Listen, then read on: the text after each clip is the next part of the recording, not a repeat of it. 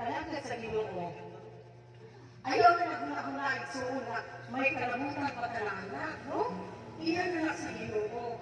O ang gituganan sa Ginoo niya na siya na'y bahala kung asan niya pahiluna ang tanan. No? Kaya damo ko yung mahuingon nga kana ang tungod sa akong tithes na si Pastor, dato. Tungod sa akong paghatag si Pastor, hindi na kahit kwintas.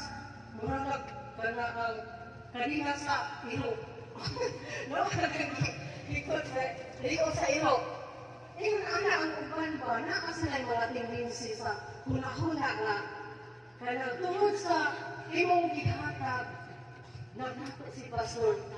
Ayaw na hula-hulaig suon, kung nagdato si Pastor, kung nagi panalaginan sa Ginoo, kung ikaw sa naghatag panalaginan sa Ginoo. Wala. Praise the Lord. Suon. Hallelujah. Kaya ang lingkod yung tayo, naghatag ka sa Ginoo.